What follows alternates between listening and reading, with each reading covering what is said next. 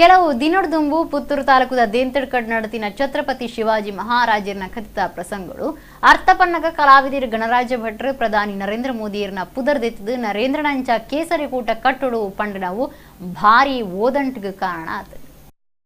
ಇಂಚಿಪದ ಕೆಲವು ವರ್ಷೆರಡು ಯಕ್ಷಗಾನಗೂ ರಾಜಕೀಯ ಬೈದಿಂಡು ಅವಲ ಒಂಜಿ ಪಕ್ಷದ ಪರವಾದ ಬೊಕ ಆ ಪಕ್ಷುಳಿನ ಬೇತೆ ಬೇತೆ ಸಂಗೊಳೆಯನ್ನು ದುಂಬುದಿ ಒಂದು ಆಟೋಡು ಅರ್ಥ ಪನ್ಪುನಲ ನಡತೊಂದುಂಡು.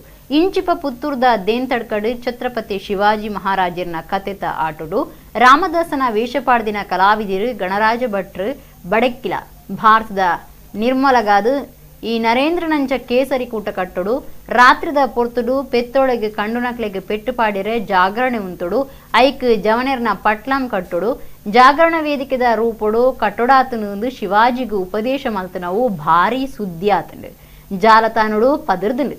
ಯಕ್ಷಗಾನೋಡು ರಾಜಕೀಯ ಪೊಗ್ಗಾಯಿನ ಪ್ರಧಾನಿ ಬೊಕ್ಕ ಹಿಂದೂ ಸಂಘಟನೆಯ ಪುದರ್ದೆತ್ತನಿಕ್ ಕಾಂಗ್ರೆಸ್ ಏವ್ರತೋ ಜಾದಂಡು.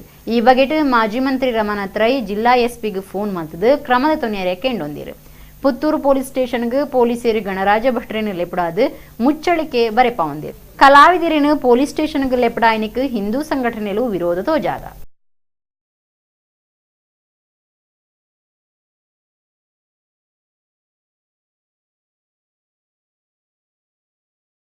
ಈ ಯವನರು ಕಾಲಿಟ್ಟಂತಹ ಈ ದುಷ್ಟತನವನ್ನು ಹೋಗಲಾಡಿಸಿ ಸ್ವಚ್ಛ ಭಾರತವನ್ನು ಮತ್ತೆ ಮಾಡುವಂತಹ ನಿನ್ನಂತಹ ನರೇಂದ್ರನು ಉದಿಸಿ ಬರಬೇಕು ಎನ್ನುವುದೇ ನಮ್ಮ ಆಸೆ.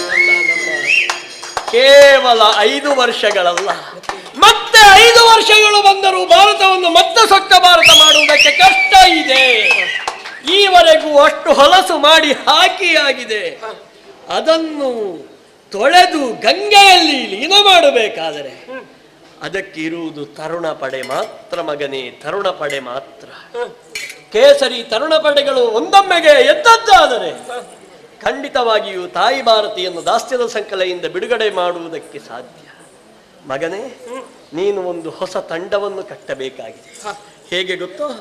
ರಾತ್ರಿಯ ಹೊತ್ತಿನಲ್ಲಿ ದುಷ್ಟರು ಬಂದು ಗೋವನ್ನು ಅಪಹರಿಸಿಕೊಂಡು ಹೋಗುವಾಗ ಅವರನ್ನು ಜಾಗರಣ ಮಾಡಿ ಜಾಗೃತಿಗೊಳಿಸುವುದಕ್ಕೆ ಒಂದು ಹಿಂದೂ ಜಾಗರಣೆಯ ವೇದಿಕೆಯನ್ನೇ ನೀನು ನಿರ್ಮಾಣ ಮಾಡಬೇಕು.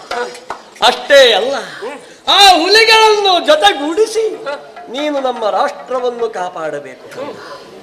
ಇದೆಲ್ಲ ನಾನು ಬುದ್ಧಿವಾದ ಹೇಳಬಹುದು, ನೀನು ಕೇಳಬಹುದು. ಆದರೆ ಒಂದಿದೆ ಮಗನೇ, ಇದೋ ನೆನಪಿಸುವುದಕ್ಕಾಗಿಯೇ ಬಡ ಜೋಗಿಯಾದ ನಾನು ನಿನಗೆ ಕೊಡಬಹುದಾದದ್ದು ಮತ್ತೇನೂ ಅಲ್ಲ. ಇದರಲ್ಲಿ ಇರುವುದೇನೋ ಗ್ರಹಿಸಿದೆಯಾ? ತಾಯಿ ಭಾರತಾಂಬೆಯ ಪವಿತ್ರ ರಜ. ಇದನ್ನು ಹಿಡಿದುಕೋ, ಮನಸ್ಸಿನಲ್ಲಿ ಸಂಕಲ್ಪಿಸಿಕೋ ಕಂದ. ಕಂದ, ಯಾವತ್ತಿಗೂ ನಿನಗೆ ರಕ್ಷಣಾ ವಿಭೂತಿಯಾಗಿ ತಾಯಿ ಭಾರತೀಯ ಈ ಪುಣ್ಯ ರಜವಿರುತ್ತದೆ.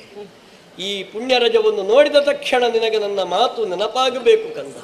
ತಾಯಿ ಭಾರತೀಯ ರಕ್ಷಣೆಗೆ ಹಗಲು ರಾತ್ರಿ ಎನ್ನದೆ ತನು ಮನ ಧನ ಪ್ರಾಣವನ್ನು ಸಮರ್ಪಿಸಬೇಕು ಎನ್ನುವಂತಹ ಸಮರ್ಪಣಾ ಮನೋಭಾವ ನಿನಗೆ ಹುಟ್ಟಬೇಕು.